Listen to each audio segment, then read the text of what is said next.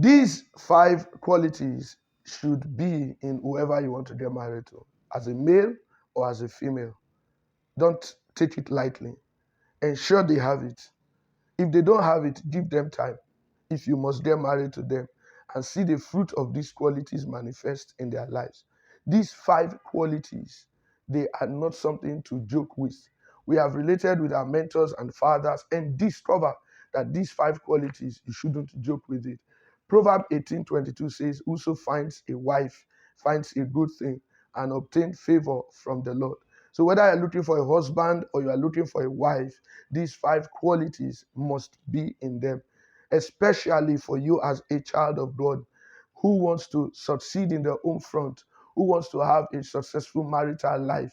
You must please take these 5 qualities or put these 5 qualities into consideration. Before I mention the 5 qualities, I like to tell you 3 things. Number one, knowing who to marry is more of principles than method.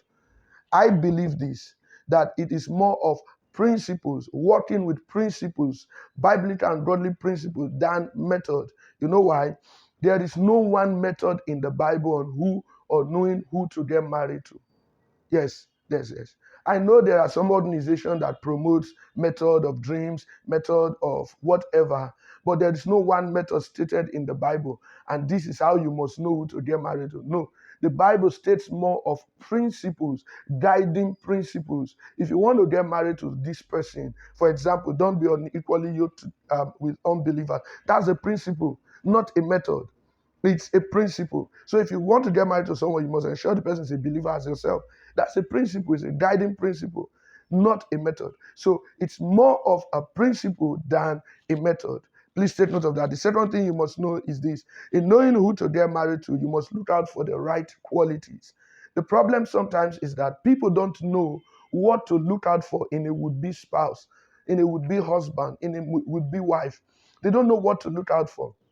But I'll please encourage you, have these 5 qualities as a guide, as a starting point. You can add to the list, but let these 5 qualities guide you. So you must look out for the right quality. Don't just look out for people. Look out for people with the right qualities, and be sure that having these right qualities is a starting point for whatever you want. So in knowing who to marry, you must look out for the right qualities. Qualities is very important. Thirdly, it is not wisdom to spiritualize everything about a marital choice.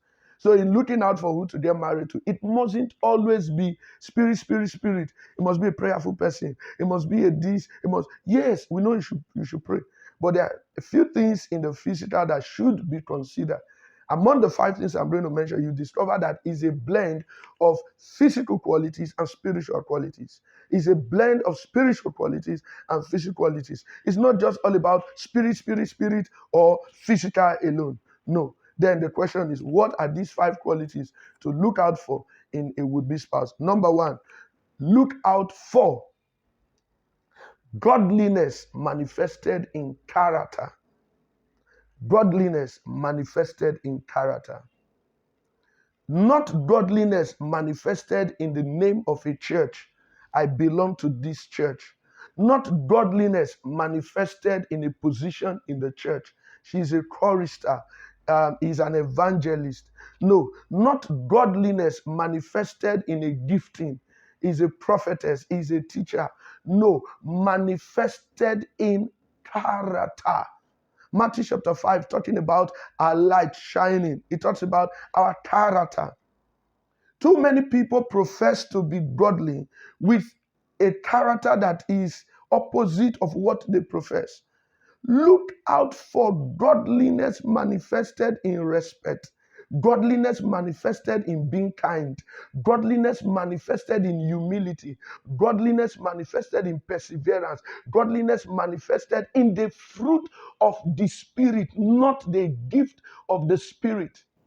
Character, the sum total of character is the fruit of the Spirit.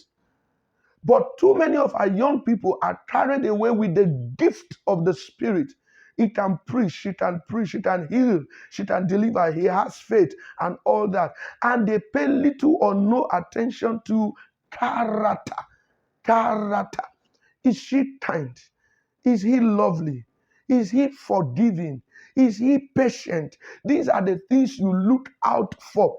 Godliness manifested in character.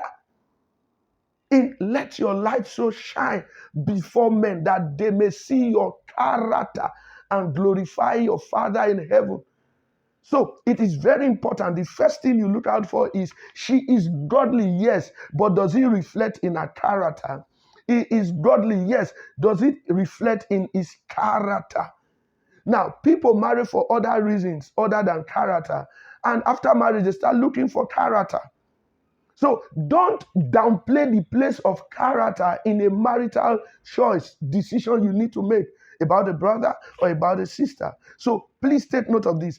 Godliness, I emphasize, godliness manifested in character. Number two, the second quality you should look out for in whoever you want to get married to is look out for industry. I call it industry, whether as a male or as a female. My counsel over the years I've thought about this is this. Don't marry a lazy person, male or female alike. Two of you will suffer, no matter the amount of money you have. And sometimes it's not even about the money. Don't marry a lazy person, male or female alike. In those days, it has been, as a lady, don't marry a lazy man. Now, as a man, don't marry a lazy lady. The economy right now is not something that only one person can foot all the bills. I am marrying someone that he or she is not doing anything. And they don't even plan to do something. No, look out for industry. The Bible says, he that does not work should not eat. She who doesn't work too should not eat. All right, so we are not talking about the absence of job temporarily. No, we are talking about someone who really doesn't want to, whether you provide job or business, they really don't want to do anything. Avoid such people. They will slow your pace of progress. They will drag you back in life. So it's expected that you should look out for industry. If she doesn't have something doing now, if the opportunity comes, can she do something? If he doesn't have anything doing right now, if the opportunity comes, and will he do something? That's what you look out for. So look out for industry in the guy you want to marry or in the lady you want to marry. He or she must be willing to work. He or she must be willing to earn money. He or she must be able to do something. I've always encouraged, as a young person, it's either you go to school, you learn a trade, or you do business. And guess what? Nowadays, you go to school, learn a trade, do business. The three, these are the things you do. So it's expected that you look out for industry. It matters a lot. Why? There will be bills to handle. There will be bills to pay. So please look out for industry. Number three, the third qualities you look out for in who you want to marry is look out for physical interest. Yes, in those days, they say this doesn't matter, but it matters. There should be something about the person's physical appearance that attracts you. There's nothing sinful about that. Yes, it could be whatever, legs, hands, looks, whatever. Let there be a kind of attraction. If it's not there initially, it should grow over time. Not that from the point of meeting, 2 years later you're married, there's nothing about you or her that attracts you. How are you going to live for the rest of your life? I'm not one of those advocates that say whether it attracts you or not, provided God has said, go ahead, you go ahead. No. There should be something. Adam saw and he said, wow, this is bone of my bone. There was something he saw. It was physical. Let there be a physical attraction. There should be something physical about the guy that attracts you. There should be something physical about the lady that attracts you before you go ahead to get married. So look out for what attracts you. Yes, anything about the person that attracts you, but don't let that be the basis for the marriage. Good. You look out for that, but you must hold number one, number two, and yes, number one and two, very, very importantly. So, for example, you now stay on the fact that, oh, she has a pointed nose, that's what attracted you, but there's no character. That nose will get you irritated very soon. So look out for, it could be a height, it could be his height, it could be his looks, it could be how he speaks, it could be how she walks. Let something physical should attract you about the person you want to spend the rest part of your life with. Number four, the fourth thing to look out for in who to get married is look out for health compatibility. Look out for health compatibility. By health compatibility, especially genotype. Especially genotype. Yes, I do say this. Don't go and do your genotype test when you are close to your marriage. It's wrong. The moment you meet yourself, check. That should be, what's your name? Where are you from? I'm interested in you. The next question is, what's your genotype? So every lady or young guy who is at a marriageable age from 18 and above is expected that you should know your genotype. Know whether you are AA or you are SS or you are AS. No, look out for that compatibility. I've said it repeatedly. Some people like to faith many things. I don't know if you can faith this, but what God has given us knowledge about, let it not be an hindrance in the future. So when you're starting a relationship, clarify that. If you are AA and the person is AS, you can go ahead.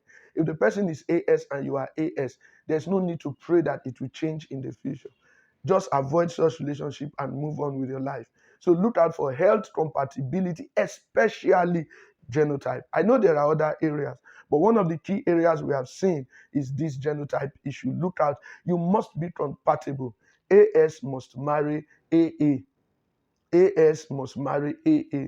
AA can marry anybody, but SS must marry AA. If you are AS, don't manipulate your way, except you have not seen a family where they have a sickle cell child before. That's when you can say we can do anything. Where even if the first one among many is a sickler, my brother, my sister, is a serious issue. You don't want that experience. Somebody said some time ago, it's more than wishes worrying someone.